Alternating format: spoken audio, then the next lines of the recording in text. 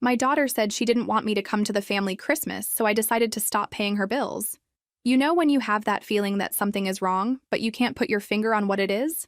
That was exactly what I felt as I climbed the steps of my daughter Rebecca's house that cold December afternoon. At 58, after a divorce that left me starting over from scratch, I had built a simple but satisfying routine. I worked as a nurse at Riverside Regional Hospital, lived in a one-bedroom apartment that fit my budget, and the greatest pleasure in my life was being able to help my only daughter. Rebecca opened the door with that half-forced smile I had learned to recognize in the last 4 years, since she married David. "Hi, Mom. Come in. I was waiting for you." The house was impeccable as always, with those expensive furniture pieces that I knew very well who was paying for. David was in the living room, messing with his latest model phone, and barely looked up when I entered. "So, about Christmas," I began, trying to sound excited as I sat on the Italian leather sofa that cost 3 of my salaries. "I was thinking of making my special apple pie, the one you always loved when you were little. Remember how we used to make it together? You would get all dirty with cinnamon and—" "Mom," Rebecca interrupted me, and something in her tone made my stomach tighten. "About that, I need to tell you something." She looked at David, who finally put down his phone and joined us, standing behind her armchair like a bodyguard. "What is it, dear?" I tried to keep my voice calm, but I already felt I wasn't going to like what was coming. "This year is going to be different. David's parents are coming from Connecticut, and we're going to have a more formal dinner. More sophisticated, you understand?" She avoided my gaze, playing with the diamond ring I had helped pay for. "That's fine. I can make something more elaborate, too. Or I can just bring some things and help in the kitchen. You know how I like to—" "No, Mom." Her voice came out firmer, colder. "What I'm trying to say is that, well, it would be better if you didn't come this year." The words hung in the air like toxic smoke. I blinked a few times, trying to process what I had just heard. "What do you mean, me not go? It's Christmas, Rebecca. We always spend Christmas together." David cleared his throat and took a step forward. "Mrs. Thompson, what Rebecca is trying to explain is that my parents have very specific expectations about how festivities should be conducted. They come from a family with very particular traditions. Traditions that don't include me." "You mean?" The words came out more bitter than I intended. "It's not personal," Rebecca lied, but the way she said it made it clear it was exactly personal.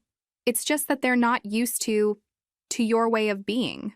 My way of being. I worked 60 hours a week taking care of sick people, paid my own daughter's bills for 4 years, and my way of being wasn't suitable for the refined family of my son-in-law." I got up slowly, feeling each of my 58 years weighing on my shoulders. "I understand.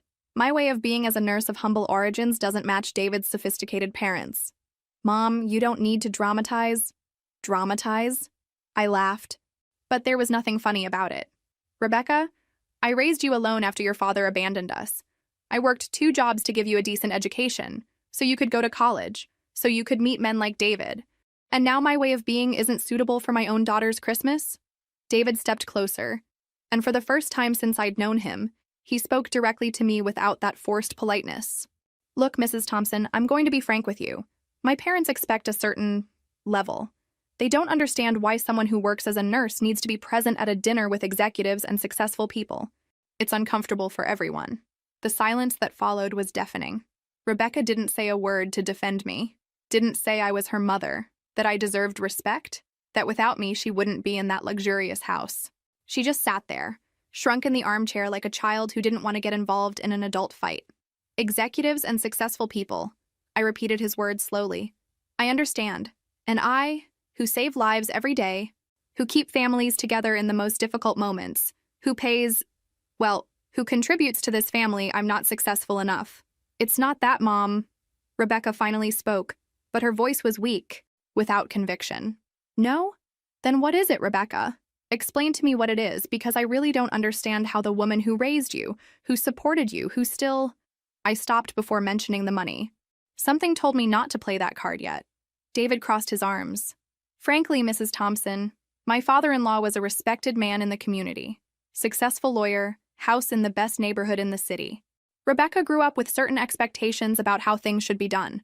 My parents will expect to talk to people of the same social level as them. My ex-husband who abandoned us when Rebecca was 12 years old? That's the standard of success you use?" My voice was rising in tone, and I could see the neighbors at the front window approaching to listen better. "At least he had class," David said, and it was like he had slapped me. Rebecca said nothing. My daughter, whom I carried in my arms when she cried missing her father, whom I consoled when friends mocked her thrift store clothes, whom I encouraged to study so she could have a better life than mine. This same daughter sat there, silently agreeing that I didn't have enough class to be in the presence of her in-laws. I understood perfectly, I said finally, grabbing my purse. Thank you for clarifying that for me. Really, thank you. Mom, don't leave like this. We can talk after the holidays, do something just the two of us. Rebecca finally got up, but I was already at the door. Sure, dear. After the successful executives leave, you can call me when you need someone without class to help you with something. I opened the door and felt the cold December air burn my face. Have a wonderful Christmas. You deserve it. I left without looking back, but I could hear David telling Rebecca, it was better this way. She understood. Yes, I had understood. I had understood perfectly. When I got home, my one-bedroom apartment had never seemed so small and at the same time so cozy. It was mine, paid for with my own sweat, without anyone judging me for not having enough class. I made chamomile tea and sat at the kitchen table with a pile of bank statements that I always kept organized in a blue folder. 4 years. 4 years since Rebecca married David, and I started helping with the expenses of the new house. I started doing the math with an old calculator that still worked perfectly, even though it wasn't state-of-the-art like everything in my daughter's house. January 2021, $2,800 for the house down payment. It's just to help Mom, we'll pay the rest. February, $1,500 for the financing because David was between jobs. March, $1,500 again, plus $800 for car emergency. April, May, June, every month at least $1,500, sometimes more. My fingers flew on the calculator while my heart raced. $2,000 here, $3,000 there. The month they wanted to change the living room furniture, $4,500. The delayed honeymoon month, $5,000. It's a loan, Mom. We'll pay it back when David gets the promotion. The promotion that never came. Or rather, that came. But then they needed to invest in appearance for the new position. Clothes, accessories, that 2023 silver sedan that was in their garage. When I finished the calculation, I stared at the number on the calculator for about 5 minutes. $123,450. That was just counting the direct transfers I could trace in the statements. It didn't include the expensive birthday gifts, the dinners I paid for when we went out together, the clothes I bought for her to look presentable for David's events. $123,000. You know how much I had in my savings account? $1,200. You know where I spent my last 3 vacations? Nowhere. You know the last time I bought new clothes for myself? I didn't remember. I picked up the most recent statement and saw it there. Monthly automatic transfer, Rebecca Thompson Miller, $2,100. Every month, religiously, it came out of my account on the 5th. I didn't even need to think about it anymore. It was like paying electricity or phone, a fixed bill in my life. And today, she had told me I didn't have enough class to sit at the Christmas table of the house I was paying for. I got up and went to the refrigerator. There it was, stuck with a butterfly magnet that Rebecca gave me on Mother's Day 3 years ago, the bank card with the numbers for automatic transfers. I picked up my phone and called. Good morning, National Bank. This is Jennifer. How can I help you? Hi, Jennifer. I need to cancel an automatic transfer that's set up on my account. Sure, I can help with that. I'll need to confirm some information first. 10 minutes later, it was done. The automatic transfer of $2,100 that left my account every 5th for my daughter's account had been canceled. 4 years, 4 months, and 17 days after I had set it up, thinking I was helping my daughter start her married life. Anything else I can help you with today, Mrs. Thompson? Actually, yes. Are there other automatic transfers set up for that same destination account? Jennifer checked. Yes, I see here a $300 transfer that goes out every 15th, referring to, let me see. It's marked as Rebecca's car. Cancel that one too, please. Canceled. Anything else? That's all. Thank you, Jennifer. I hung up the phone and stood there in the kitchen, holding the device in my hand. Done. After 4 years, I had cut the financial umbilical cord that connected my bank account to my daughter's luxurious life. You know what I felt? Lightness. For the first time in years, I felt like a weight had been lifted from my shoulders. $2,400 a month would stay in my account. Money I could spend on myself, save for my retirement, or simply leave there growing without having to worry if it would be enough to pay my adult daughter's bills. I took all the bank statements that were scattered on the table and went to the paper shredder I never used. One by one, I started feeding those papers through the machine. The noise was satisfying, as if I were undoing the last 4 years of exploitation page by page. When I finished, I took a wine glass that was saved for special occasions and poured myself a generous amount. I toasted alone in my small kitchen. Merry Christmas to me. For the first time in 4 years, I was going to have an entire December without worrying if the money would be enough to pay my bills and Rebecca's bills, too. I could buy presents for myself. I could dream of a trip on my next vacation. I could look at the bank statement without feeling that tightness in my chest. My daughter had told me I wasn't welcome at her Christmas because I didn't have enough class. Fine. She was going to find out exactly how much it cost to have class when the money from the classless mother stopped arriving in her account. I finished the wine and went to bed more peaceful than I had been in months. Tomorrow would be the first day of my new life, a life where I didn't exist to pay the bills of those who were ashamed of me. And you know what? I was anxious to see what it would be like. 3 days later, my phone rang while I was enjoying my day off watching an old movie on Netflix. It was Rebecca. And from the tone of her voice, I already knew it wasn't to wish me a good day. Mom, I need you to do something for me today. It wasn't a request. It was an order. 4 years listening to that tone, and I was only now realizing how she had changed with me after she got married. What is it, Rebecca? Can you go to Boulevard Shopping Center today? I need some gifts for David's parents. Good things, you understand? They arrive tomorrow and I won't have time to go out. Boulevard Shopping Center. The most expensive mall in the city, where a simple blouse cost more than my 2-day salary. Why can't you go? Mom, I have meetings at the office all day, and then I need to go to the salon to get my hair done for tomorrow. Can you do this for me? It's important. Important for her. As always, everything in Rebecca's life was important. My double shifts at the hospital to pay her bills, that wasn't important. My health, my tiredness, my free time, none of that was important. But buying gifts for the in-laws who thought I was inadequate to sit at the same table, that was important. What kind of gift? Something sophisticated. For Mrs. Miller, maybe an Italian leather purse or a French silk scarf. Something like that, between $300 and $500. For Mr. Miller, a good Scottish whiskey, or maybe a brand name tie. You understand, right? Between $300 and $500. Each gift, for people who considered me an embarrassment. And how am I going to pay for this, Rebecca?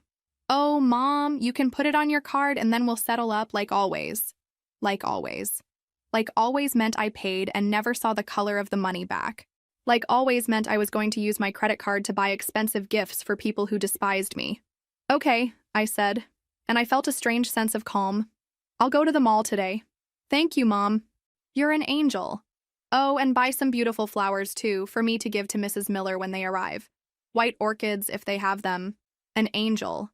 I was an angel when she needed something. When it came to including me in Christmas, I was an embarrassment. Leave it to me, dear. 2 hours later, I was at Boulevard Shopping Center. But I didn't go to the expensive stores she had suggested. I went straight to the department store at the end of the corridor, the one that always has promotions and discounts. I spent an hour choosing very carefully. For Mrs. Miller, I bought a brown synthetic leather purse that cost $45. It looked like real leather if you didn't look too closely, and it had an interesting vintage charm. For Mr. Miller, I found a navy blue tie with small polka dots for $19.99. Discreet, conservative, appropriate for an executive. The flowers were easier. Instead of expensive white orchids, I bought an arrangement of yellow chrysanthemums for $22. Beautiful, durable, cheerful flowers. Total bill, $87.99. I wrapped everything carefully, using gold wrapping paper and red ribbons I bought at the stationery store for $5. Everything looked very presentable. Even pretty, I would say. I took the gifts to Rebecca in the late afternoon, arriving at her house with my best smile. Mom, good thing you arrived. Let me see. She opened the bags anxiously, and I watched her facial expression gradually change. Mom, what purse is this? A brown leather purse. It turned out beautiful, didn't it? Look at the finish. Rebecca turned the purse over, looking for the label. Mom, this isn't Italian leather. This is from Central Varieties. It's leather, I insisted, keeping my smile. And it goes with everything. Mrs. Miller will love it. She picked up the tie. And this? Mom, where did you buy this? A beautiful tie for Mr. Miller. Blue is a very elegant color. Don't you think? Mom, this costs less than $20. I can see the price on the tag. Rebecca was getting red. And these flowers, I asked for white orchids. Chrysanthemums are much more cheerful. And they last longer. David appeared in the room at that moment, attracted by his wife's altered voice. What happened? My mother bought cheap gifts for your parents. Look at this. She showed him the purse as if it were evidence of a crime. David examined the gifts with a disgusted face. Mrs. Thompson, my parents will notice immediately that these are low-quality products. This is embarrassing. Embarrassing. That word again. Sorry. Guys, I said, pretending sadness. I thought what mattered was the affection, not the price. But if you didn't like it, I can try to exchange. There's no way to exchange now, Mom. They arrive tomorrow morning. Rebecca was almost screaming. Then you'll have to explain to them that the gifts were chosen by me, I said, still smiling. You can say they were bought by your in-law's grandmother, that classless nurse who won't be at Christmas. The silence was awkward. David and Rebecca looked at each other, clearly realizing that I was no longer being the understanding and submissive mother as always. Mom, you're acting strange, Rebecca said finally. Am I? That's a shame. Well, I'll leave you with the gifts. I'm sure you'll explain everything very well to your sophisticated guests. I left their house with a light heart. I had spent less than $100 instead of the $800 to $1,000 they expected, and I had still given Rebecca exactly what she deserved. Cheap gifts for people who raised her to look down on me. The next day, my phone rang around noon.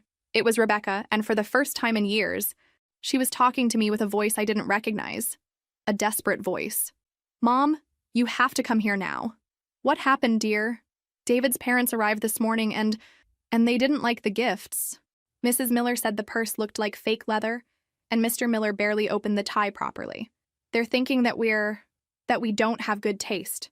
Didn't have good taste. How life took interesting turns. And what do you want me to do, Rebecca? You need to come here and explain that it was you who chose. Say that you don't understand expensive gifts, that you bought what you thought was pretty. Please, Mom. They can't think we're ordinary people. Ordinary people. I laughed, couldn't help myself.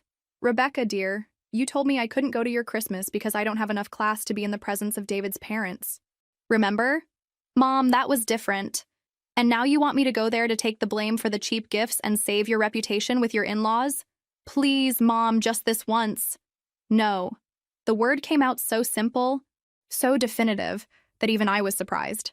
What do you mean, no? I won't go. You don't want me there, remember?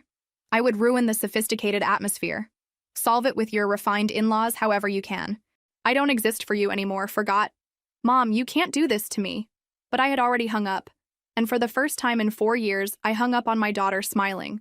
That night, I couldn't sleep. But it wasn't because of anxiety or remorse. It was because of a strange and new sensation, freedom. For the first time in 4 years, I had said no to my daughter and the world hadn't ended. In fact, I felt better than I had felt in a long time. But something still bothered me. I had cut off the money, had stopped being the submissive mother who did everything they told me to, but there was still a rope connecting me to them. A rope called inheritance. The next morning, I called the law office that had handled my divorce 10 years ago. The secretary managed to fit me into Dr. Smith's schedule for 2 p.m. Mrs. Thompson, he said when I entered his office, it's been a while since we talked. How can I help you? Dr. Martinez, I need to make a will. He picked up a notepad and a pen. Of course. It's always good to have these documents organized. I imagine you want to leave everything to your daughter, Rebecca? Actually, no. He looked up from the paper, surprised. No? I want to leave all my assets to charitable institutions. Municipal Children's Hospital, Santo Antonio Nursing Home, and the Cancer League, divided equally among the 3. Dr. Smith stared at me for a moment, clearly trying to process what I had just said. Mrs. Thompson, may I ask if there was some problem with your daughter? Because this is a very what? Very drastic? Very cruel? I laughed. Dr. Martinez, my daughter told me 3 days ago that I'm not welcome at her Christmas because I don't have enough class to be in the presence of her in-laws. The in-laws who got to know her luxurious house, her imported car, and the lifestyle she could never have maintained without my money. He wrote something down. I understand. And this is a definitive decision? Completely definitive. I want it to be very clear in the will. Rebecca Thompson Miller is explicitly excluded from any inheritance. $0, 0 cents, 0 properties. And if she contests it, that's why I'm here. Doctor, I want this document to be uncontestable. I want it to be clear that I am in full use of my mental faculties, and that this is a conscious and deliberate decision. Dr. Smith made more notes. Very well. I need to warn you that there's a fee for this type of more detailed will, about $500. No problem. And there really wasn't. After all, I had just saved $2,400 a month. $500 was little to ensure that my daughter would never see a cent of what I worked my whole life to save. May I ask how much we're talking about in terms of inheritance? I had done the math the night before. My savings account has about $85,000, plus the retirement plan, which should have about $60,000. My apartment is paid off and is worth approximately $120,000 in the current market. Life insurance of $50,000. Total, a little over $300,000. $300,000 that I had saved working day and night, economizing on everything, living simply. $300,000 that my daughter was counting on being hers one day, not even imagining that she herself had dug her own financial grave. And are you absolutely certain of this decision, Mrs. Thompson? Doctor, I have worked as a nurse for 32 years. I have seen families destroy themselves over money, children who only show up when they need something, people who treat relatives like personal banks. My daughter turned me into exactly that, a personal bank. And personal banks don't deserve to be loved or respected, just used. He finished writing and looked at me. Very well. I'll prepare the documents. I can have everything ready by Friday. Perfect. When I left his office, I felt like I had just done the smartest thing of my life. Rebecca had taught me that love meant nothing if it didn't come accompanied by money. Very well. She was going to learn that disrespect also had a price. Friday, I returned to the office to sign the will. Dr. Smith had done an impeccable job. The document made crystal clear that Rebecca Thompson Miller was completely excluded from the inheritance due to consistent pattern of disrespect and financial exploitation of the testator. Done, he said when I finished signing. This will is registered and valid. Do you want a copy? I want 2 copies. One I'll keep at home, another in my safe deposit box at the bank. When I got home with the documents, I felt renewed. In 1 week, I had completely cut the financial ties that bound me to a daughter who was ashamed of me. I kept 1 copy of the will in my dresser drawer along with other important documents, and the other copy went straight to the bank safe on Monday. You know what impressed me most? How much better I slept now. I no longer had that constant anxiety of knowing whether the money would be enough to pay my bills and hers too. I no longer had to worry if she would call asking for just one more little favor that would cost another few $100s. During the following 2 weeks, I lived a peace I hadn't known in years. I woke up, went to work, came home, and the money I earned was mine. I started making plans. Maybe a trip to the mountains in the spring. Maybe trade my old car for a newer one. Maybe even give my apartment a makeover. I bought new clothes for myself. Nothing too expensive, but pretty pieces that made me feel good. I started going to the beauty salon once a month. Small luxuries I had denied myself while supporting my daughter's lifestyle. Rebecca didn't call once during those 2 weeks. She was probably too busy entertaining her in-laws and pretending she had her own money to maintain that whole life. Or maybe she was still angry with me for buying cheap gifts and refusing to go there and take the blame. I didn't care. For the first time in 4 years, I didn't care if my daughter was mad at me. She had taught me that I only served to be used. So now she was going to learn to live without using me. The will was safe in the bank vault, patiently waiting for the day Rebecca would discover that every time she humiliated me, treated me like a servant, pretended I didn't exist when she didn't need money, each of those times had cost exactly $300,000. And you know what? I didn't feel even a bit of remorse. 2 months passed since that conversation about Christmas. 2 months of peace, of sleeping well, of not having to worry if my account would be in the red because I was supporting 2 households. I was in the middle of a shift at the hospital when my cell phone vibrated. It was Rebecca. I answered during my break, outside in the parking lot, enjoying the fresh February air. Hi, Mom? Her voice was different. It wasn't that tone of superiority I had gotten used to hearing in recent years.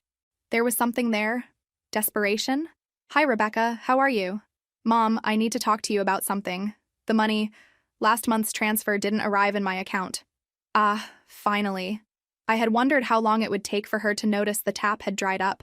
What transfer, dear? Mom, you know what transfer I'm talking about. The $2,100 you always send. I thought it was some problem with the bank, but now it's February 7th and nothing has arrived. Oh, that transfer. I canceled it. Silence on the other end of the line. A long and tense silence. What do you mean you canceled it? I canceled the automatic transfer, Rebecca. On the day you told me I didn't have enough class to be at your family's Christmas. Mom, that has nothing to do with one thing and the other. Nothing to do with it. Of course not.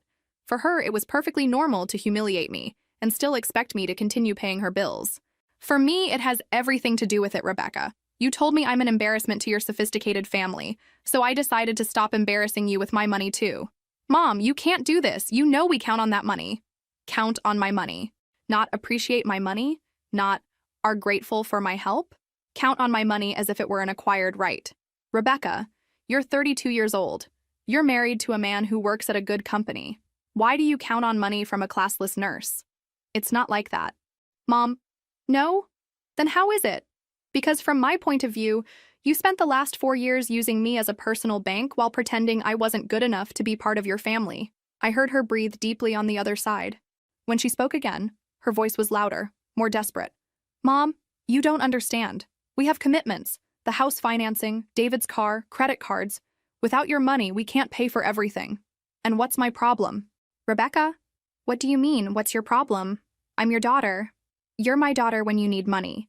When it comes to including me in the family, treating me with respect, valuing me, then I'm just an embarrassment. Mom, stop it. You're distorting everything. Distorting. I laughed bitterly. Rebecca, you literally told me I couldn't go to Christmas because I don't have enough class.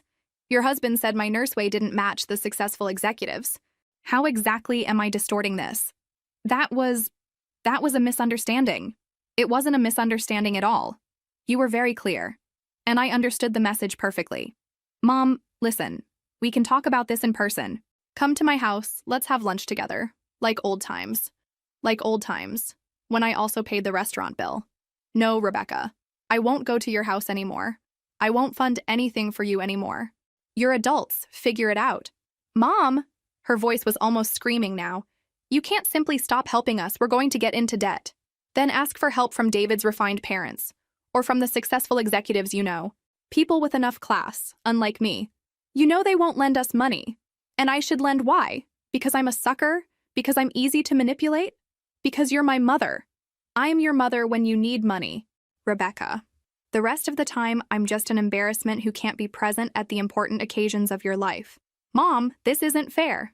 It isn't fair. After 4 years of bleeding me financially, after humiliating me in front of my son-in-law, after excluding me from Christmas with my own family, she was telling me I was being unfair. You know what isn't fair, Rebecca? It isn't fair for a daughter to treat her mother like a personal bank. It isn't fair to make me pay for a house where I'm not welcome. It isn't fair for you to live at my expense and still have the nerve to say I don't have class. Mom, you're exaggerating. Am I? Rebecca, in the last 4 years, you received more than $120,000 from my account. $120,000 that I worked 60 hours a week to earn? And in exchange for what?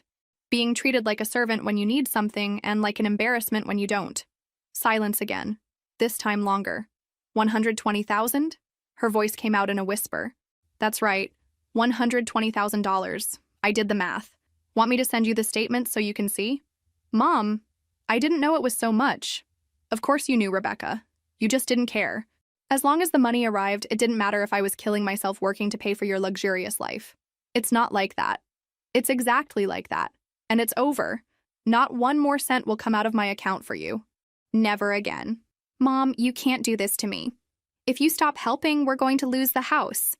Then you'll learn to live within your means, like normal adults do. Mom, please, I'm begging you. And that's when she said the thing I'll never forget. The thing that confirmed I had made the right decision. If you don't start sending the money again, I'll never talk to you again. Never again. You're going to lose your daughter forever. Lose my daughter. As if I hadn't lost her long ago. The day she decided money was more important than respect. Rebecca, I said, and my voice came out calmer than I expected. If the only reason you talk to me is money, then I lost my daughter long ago. The difference is that now I know it. And I hung up the phone. I stood there in the hospital parking lot for a few minutes, looking at the phone in my hand. 4 years of manipulation had just been summed up in a threat. Give me money or lose your daughter. Well, she had made her choice. And so had I. The following week, Rebecca called 3 more times. I answered the first one out of curiosity, to see if she had changed her strategy. Mom, I was thinking about what you said, and you're right about some things. We really didn't treat you well, and I'm sorry for that. But you can't punish us financially because of it. Punish financially. As if I had an obligation to support them forever. Rebecca, I'm not punishing anyone. I'm simply stopping funding the life of 2 adults who are ashamed of me. We're not ashamed of you. Yes, you are. You're so ashamed of me that you don't even want me at your own family's Christmas. Mom, that was a misunderstanding. We can have another Christmas, just the three of us, to make up for it. I don't want a make-up Christmas. Rebecca. And I don't want to be treated like a servant that you pay with fake smiles and empty promises anymore. Then what do you want? What do I need to do for you to start helping us again? What I wanted. After 4 years, she was finally asking what I wanted. I want you to learn to live with your own money. I want you to grow up. And mainly, I want you to leave me alone. Mom, that's cruel. Cruel was you using me as a personal bank for 4 years. Cruel was excluding me from Christmas. Cruel was your husband saying I don't have class. I'm just stopping being an idiot. I hung up again. The second call was 2 days later. And this time it was David on the phone. Mrs. Thompson, I need to talk to you. Talk, David. You can't simply stop helping Rebecca like this out of nowhere. This is irresponsible on your part. Irresponsible on my part. A 35-year-old man was calling me irresponsible for not wanting to pay his bills anymore. David, you are not my responsibility. You are married adults. But you always helped. Rebecca counts on that money. And you never thought about living without it? Never thought about making a budget based on your income? Not mine? It's not that simple. Yes, it is, David. It's very simple. You earn money, you only spend what you earn, like everyone does. You're being vindictive because of that Christmas story. This is pettiness. Pettiness. After insulting me, excluding me, using me, he was accusing me of pettiness. David, you told me I don't have enough class to be in the presence of your family. Very well. People without class shouldn't pay the bills of people with class. Problem solved. You're distorting. I'm not distorting anything. I'm simply stopping being a sucker. I hung up. I blocked his number. The third call was a week later. Rebecca was crying. Mom, we're going to lose the house. The bank sent a notification. If we don't pay the overdue amounts by the end of the month, they're going to foreclose. Part of me felt a pang of, it wasn't exactly pity. It was more like a distant sadness. Like when you see a tragic news story on television about people you don't know. I'm sorry to hear that, Rebecca. Mom, can you help us one last time? Just this once, I promise. No. Mom, please. It's only $8,000 to bring everything up to date. $8,000. 4 months of what I used to send them. Money I had in my account. Money that could solve their problem temporarily. Rebecca, if I give you those $8,000 today, how long will it take until you need more money? It won't be necessary. We learned our lesson. You learned what lesson? That you can mistreat me all you want because in the end, I always pay your bills? It's not that. It's exactly that, Rebecca. You think you can humiliate me, disrespect me, exclude me from the family, and even so, I'll be here to solve your financial problems. Mom, I can't lose my house. Then ask for money from David's sophisticated parents, or sell the imported car, or get a second job. Do what normal adults do when they have financial problems. You know they won't lend money. And why should I lend? Because I'm more of a sucker than they are? Because you're my mother. Rebecca, listen carefully to what I'm going to say, because this is the last time we're going to have this conversation. My voice came out firm, definitive. You made a choice when you decided I wasn't good enough to be in your family. You made a choice when you allowed your husband to insult me to my face. You made a choice when you treated me like a servant for 4 years. Mom, now I'm also making a choice. It's not my problem if you're going to lose the house. You have a wonderful husband and refined in-laws who think you're better company than me. Ask them for help. I don't exist for you anymore. Remember? That's what you taught me. Mom, please don't do this to me. Goodbye, Rebecca. Good luck. I hung up and blocked her number too. 3 years have passed since that last conversation. 3 wonderful years. With the $2,400 monthly that no longer left my account, I managed to completely renovate my apartment. I changed all the furniture, painted the walls, put in new flooring. Now I have a house that is truly mine. Decorated my way, paid for with my money. I traveled to the mountains in Colorado twice. I visited the Grand Canyon. I went on a Caribbean cruise last year. I always wanted to travel, but never had money left over. Now I do. I bought a new car, a 2024 blue Honda Civic that I simply loved from the moment I saw it at the dealership. I paid cash, with money I had been saving for 2 years. I retired at 61 earlier than I had planned, because I discovered that my retirement plus my savings were enough to live comfortably without working 60 hours a week. Sometimes I run into acquaintances in town who ask about Rebecca. How is your daughter? I haven't seen her in a while. My answer is always the same, said with a genuine smile. I don't have a daughter. At first, people were confused, thought I was joking. Over time, they understood it was serious. I stopped receiving questions about her. I know from other people's comments that Rebecca and David really lost the house. I know they moved to a smaller apartment. I know David had to sell the imported car. I know Rebecca went back to working full-time. I don't feel sorry. I don't feel remorse. I don't feel nostalgia. I feel, for the first time in years, peace. Yesterday, I was organizing my documents and found an old photo of Rebecca as a child, smiling at the camera with 2 baby teeth missing. For a moment, I felt a pang of something. Nostalgia, maybe. Then I remembered her voice on the phone. "You don't have enough class to be at our Christmas." I tore up the photo and threw it in the trash. This morning, I woke up, made my coffee, sat on the balcony of my renovated apartment, and planned my next trip. I'm thinking about Europe. I always wanted to see Paris. At 61, I finally learned that family isn't who shares blood with you. Family is who respects you, values you, wants you around not for what you can give, but for who you are. I don't have biological family, but I have a good life. A life that is mine, paid for with my money, decorated with my taste, lived on my terms. Rebecca taught me that I wasn't good enough for her. I learned that she wasn't good enough for me, and I'm very well this way.